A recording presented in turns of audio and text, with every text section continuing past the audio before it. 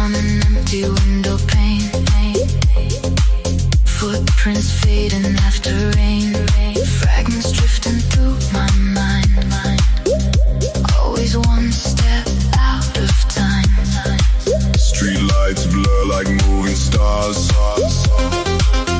Every scar becomes a knot. I reach for moments left behind,